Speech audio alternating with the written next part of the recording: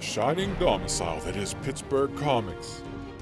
My old mannered comic shop owner, Colin McMahon, transforms into the world's greatest comic book talking TV host. Join us true believers for Comics Now!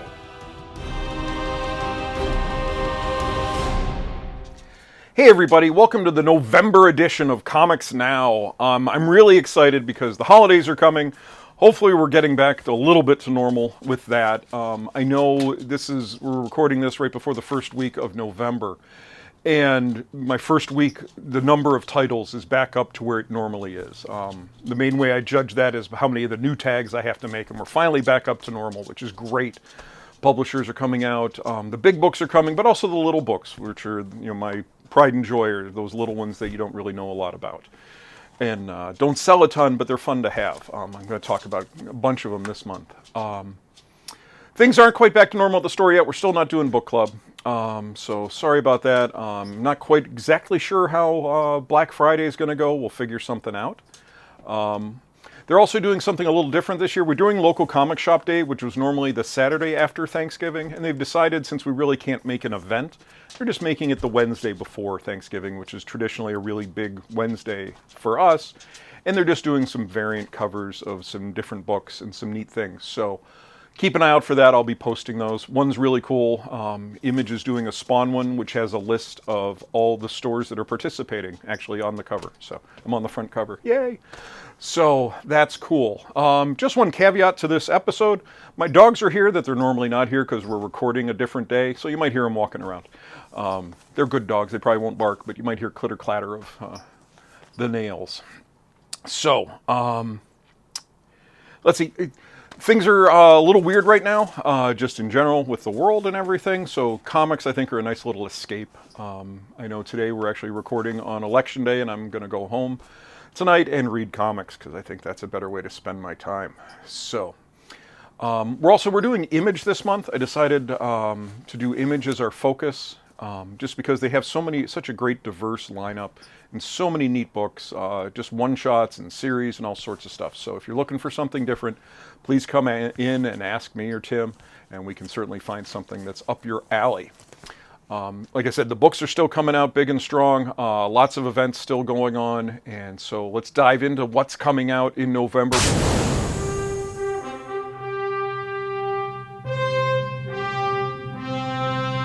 Or we're going to start with DC, actually, because they have the big events that are going right now.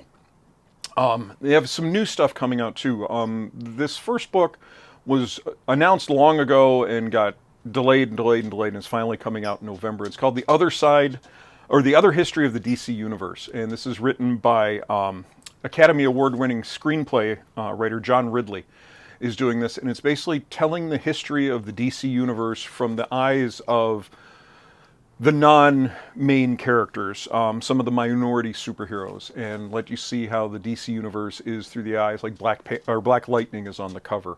So just an interesting, different look at the DC Universe, and from my understanding, it's mostly prose with illustrations. So it's going to be a different type of book, but could be very, very interesting. There's a Punchline special. Punchline is the big character coming out of the Joker War. And this is a special one-shot, giving a little more of her history, how she came to be, how she became to be radicalized by the Joker and stuff. So if you like Joker War, that's coming. Batman 102, still continuing, but this is kind of the aftermath of Joker War. And basically they're introducing a new character. The mysterious vigilante known as Ghostmaker has known Bruce since they were teenagers, and he's made his decision. It's time Gotham City had a new hero. So it's not looking good for Batman.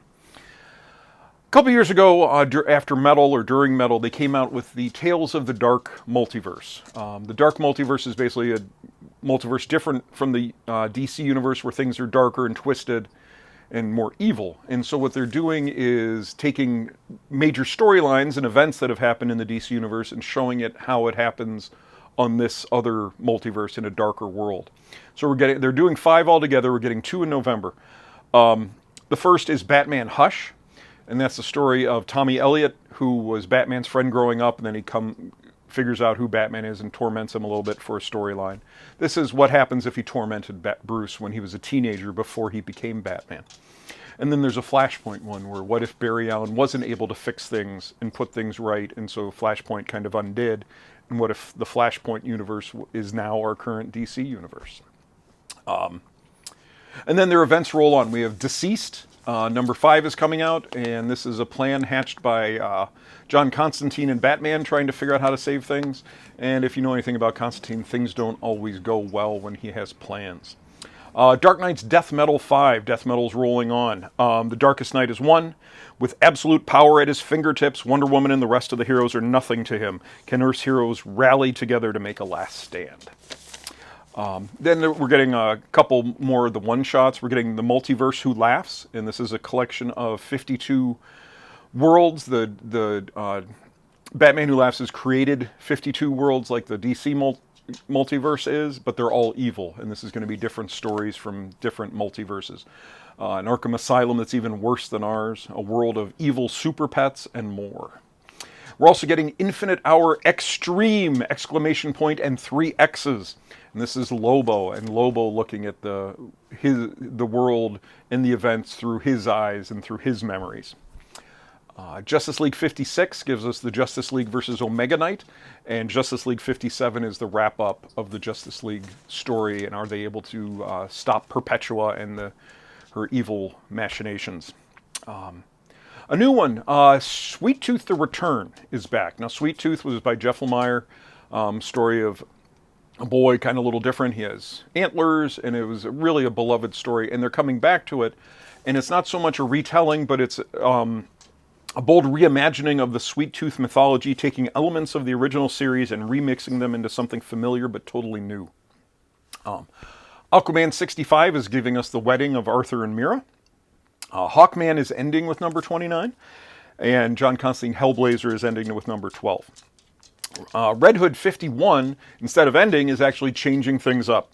A new era begins. With his outlaw days behind him, Jason Todd returns to Gotham City and tries to figure out his new life. Suicide Squad is ending with number 11. Teen Titans is ending with number 47, and Young Justice is ending with number 20. So they're setting stuff up. There's a lot of stuff coming in January and February, which is kind of they're kind of taking a break.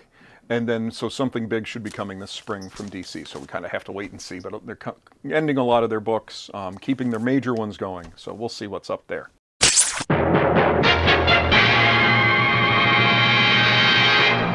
Now we get into Marvel. Marvel has a lot of stuff going on, and they're just starting to tease their next big event. Big one that's coming out is Wolverine Black, White, and Red. And basically this is a little 4-issue miniseries of top creators telling their Wolverine stories that they really want to do, and it's in black and white and red. We're getting Return to Weapon X program with Jerry Dugan and Adam Kubert.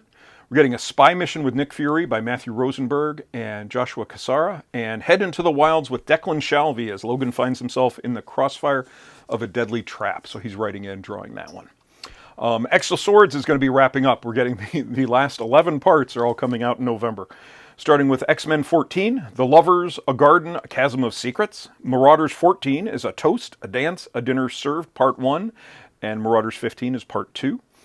Excalibur 14, 2 Swords, 2 Cups, 2 Must Answer. Wolverine 7, Endurance, Survival, The True Lesson of Pain. X-Force 14 is Chivalry Gives Way to Fury, A Knight Must Kneel. Hellion 6 is Chaos, Deceit, A Hero Returns. Cable number 6, A Sun, The Stars, A Fool and His Bravery. X-Men 15 gives us A Great Division, Bitter Victories, Bitter Hearts. Excalibur 15, A Game Abandoned, But a Great Gamble Remains, A Tower Answers. And it all wraps up in X-Men Sword of Destruction, The Wheel of Fortune Turns, The Unfortunate Fall, A Sword Against the Darkness. So that's wrapping up in November, leading to all sorts of interesting stuff is going to be happening in December with the Fallout and however this turns out. Marvel is celebrating Indigenous voices and people in November, and they're doing a one-shot, Marvel Voices, Indigenous Voices. And they're also doing a spotlight where Verege, I forget his first name, I'm sorry, is doing these Native American themed variants that are really, really cool. So I'll have those if you're interested. I'll definitely be posting the pictures.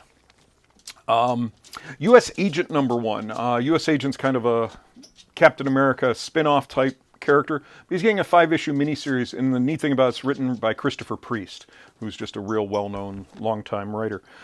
John Walker has been stripped of his U.S. agent status and is now operating as an independent government contractor, protecting government covert interests. His latest protection detail draws him into a small town and the corporate giant trying to destroy it. He acquires a new partner, a new enemy, and along the way is being haunted by the ghosts of his past. Captain America 25, big issue. To rescue the Daughters of Liberty in Madripoor, Captain America and his closest allies marshal their forces, but waiting in the wings for them is the reborn Red Skull.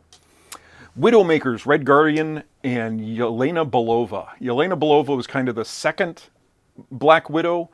I think first showed up in the 90s or early 2000s. And so this is just a one-shot featuring her and her story and Red Guardian, who's another Russian hero. Taskmaster number 1. This was designed to...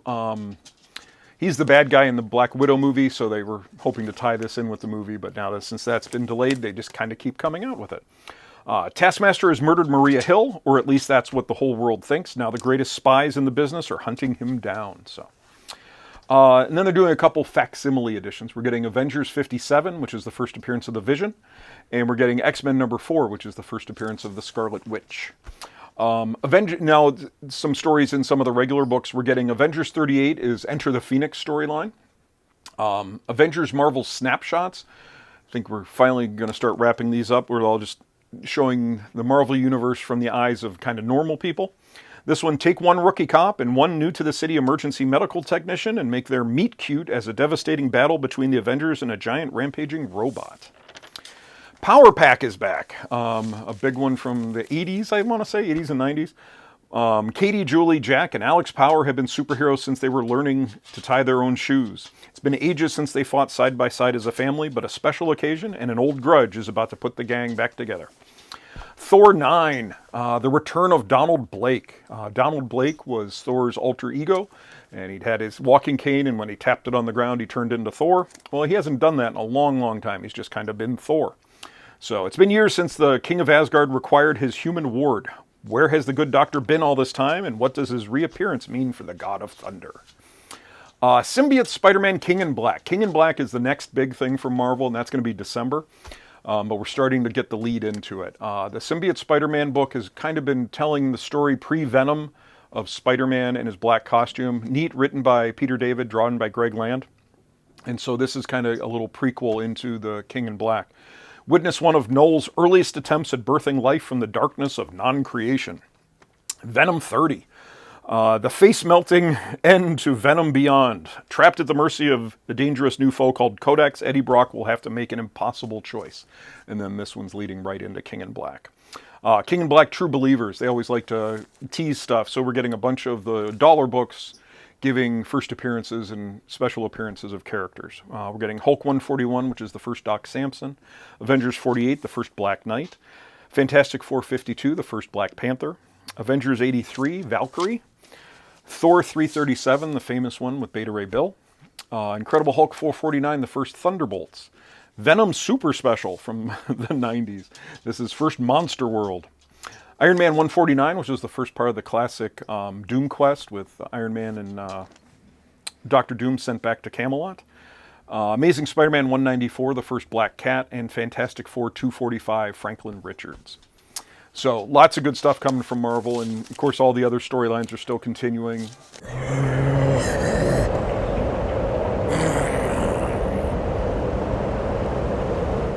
Image has a lot of stuff going on. Like I said, we're doing the Image Month here, so lots of interesting trades to see. But they have a lot of good ones coming out too. First one is Crossover. This is supposed to be a huge one from Donny Cates and Jeff Shaw. Now they did God Country, and so they're coming to Crossover.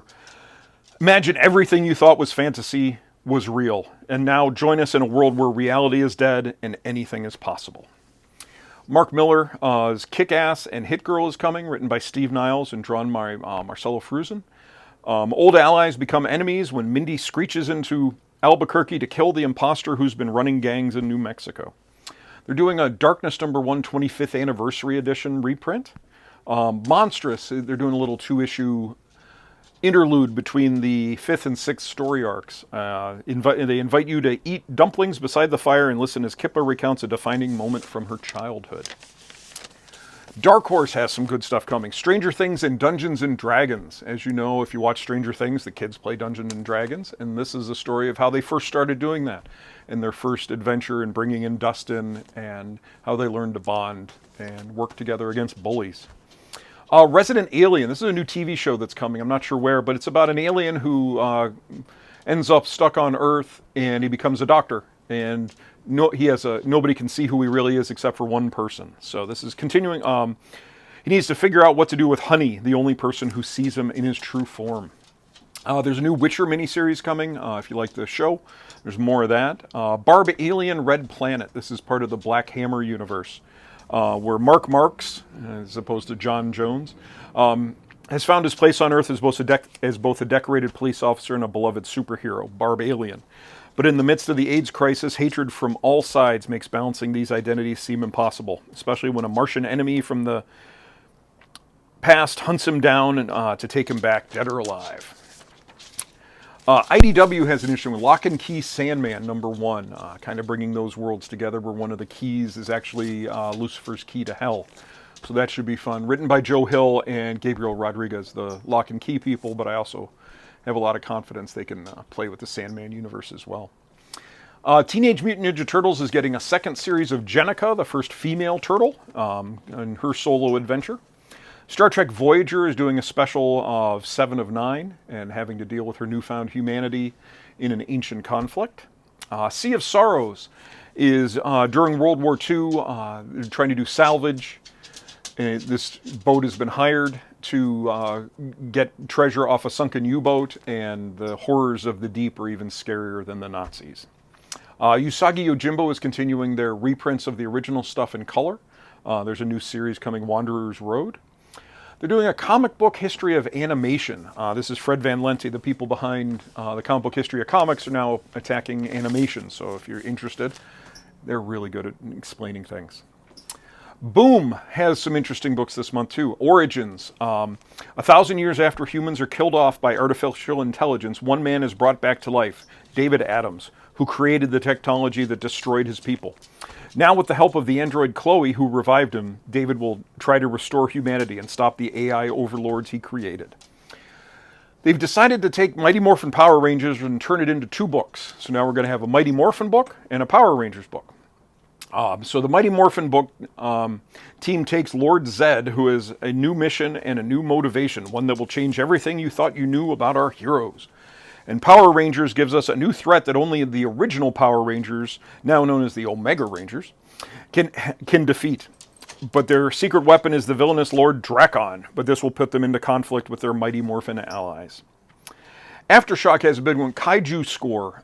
This one I know has been optioned for a movie or TV or something, but basically guys trying to create the biggest heist they can to try to get their lives out of desperation. And so they try to make this big art score. Unfortunately, the thing protecting the art is a 1,000-ton kaiju, which is like a big creature like Godzilla. Miskatonic. This is delving into a little bit of Lovecraftian stuff, which is good timing after the TV show on HBO.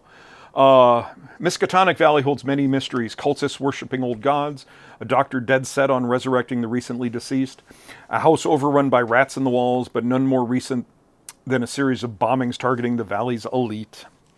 Red Atlantis is a series of unexplained violent crimes on Election Day around the U.S. leads the FBI to zero in on a covert group of Russian terrorists. When a Texas journalism student accidentally finds himself mixed up in the investigation, her life will never be the same. Ahoy has a new one, because I love Ahoy, you know that. Happy Hour, this is written by Peter Milligan. And basically, in the future, being happy isn't just a right, it's the law. While the Joy Police brutally enforce the Cheery Code, 2 young people go on the run searching for a haven of melancholy where they can safely bask in the blues. AWA has done a great job. They just sent me a bunch of signed copies. Ben Percy sent me a bunch of signed copies of 0 Hour #1, which has done really well. And they're coming out with 0 Hour Volume 2 is coming out in November. It's basically a zombie type thing, following 4 different people from around the world is how they try to thwart the zombies. So support AWA. Also, their first wave is all out in graphic novels now. They're all $9.99, really nice books. People really, really have liked them and keep recommending them. So come on in, ask about them. I have a little display for them. Mad Cave is one of those little guys that just keeps putting out really neat books. They have a new one called Pantomime. This is where a couple kids, their mom passes away and they get put into a home, and it turns out it's a special needs boarding school for the deaf. And so they finally find family with the other deaf children. Unfortunately, one night the group decides to dip their toes into crime, and the thrill is too much to leave behind. So, interesting. Terminal Punks. 4 greasy gutter punk teens are en route to their big show in the Big Apple. But when things go monstrously wrong and mutant animals are unleashed in the airport, our heroes must put on their combat boots, fly their black flag, and survive a virtual genetic mutant nightmare. Scout has some interesting ones. Assassin and Son is a new one where their guy is a great hitman, and his group of people are called the Horsemen. But when he tries to get out, they murder his wife in front of him and his young son, and now he is on the road to revenge. Children of the Grave. Earth has been reset. Now known as Terra, the populace lives in blissful ignorance of the centuries of unrest that plagued mankind. But now something is brewing, and young Daniel is determined to find out the truth. Frank at Home on the Farm. I just happened to read the solicit for this, and I was intrigued. Frank returns from World War I expecting to be greeted by his loving family on their farm. What he finds instead is a dark mystery, his family missing, and only the animals waiting for him. This sets in motion a terrifying and horrific turn of events as Frank begins a desperate search for his missing kin in a tale that is equal parts The Shining and Twin Peaks. And Perhapanauts First Blood. Perhapanauts have been around for a while, but this is kind of rebooting them. Bigfoot, El Chupacabra, Mothman, ghosts. What do you call a team of secret agents set out to investigate the strange and mysterious creatures said to walk amongst us? Perhapanauts. Recount is a new one. This is a little doomsday-ish. After the assassination of a U.S. president, the conspirators turned their sights on all who helped get him into power, including the regular citizens who voted for him, sending the country into a civil war. Meanwhile, the vice president, one of the few survivors of the executive branch, struggles to prevent the nation from descending into chaos. SourcePoint Press is giving us one. Black of Heart, an untraceable killer, a detective on the edge, a city that never sleeps. 1949, a depraved serial killer stalks the streets in a yellow taxi, dumping ravaged bodies in back alleys of New York. As the body count rises, Detective Harper's life spirals out of control. Titan has a new Doctor Who, and this is an interesting one. After narrowly escaping the Weeping Angels in 1960s London, the 10th, that's David Tennant, and the 13th, that's the Lady Doctor, must team up once again to save present-day Earth from being overrun by a race of aquatic villains. And they're also doing one, Cutting Edge, the Siren Song. They're the best of humanity. They are the avant-garde. They are the cutting edge. Brought together by a clandestine corporate, the world's greatest scientists, artists, and entrepreneurs must unite to solve a mystery of epic proportions. But as the conspiracy is unveiled, how many will survive? Valiant, they did a great big relaunch of X-O Manowar right before the shutdown happened. And they've kind of really been very, very low-key, just getting out a little bit of product. But now they're coming back, and X-O Manowar 2 is coming. So look out for that, because they're really behind this one. Vault has some neat ones, too. Dark Interlude. So that's a sequel to Fearscape. And then I Walk with Monsters. This is their next big one that they're really pushing.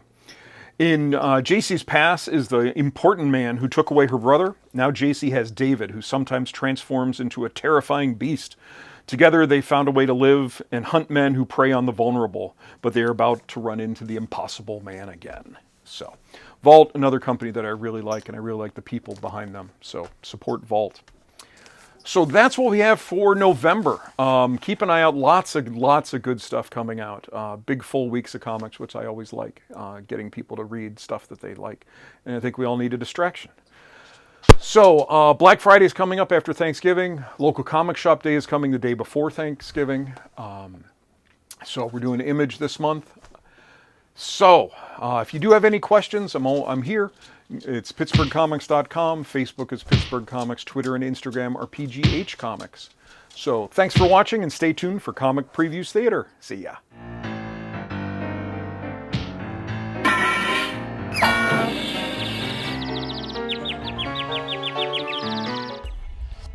Let me ask you a question, and pay attention. This will be on the final. Who is more real? Us? Or Superman? You want to say it's us, right? Of course you do. And sure, I get it. You're real. You walk around. You have friends.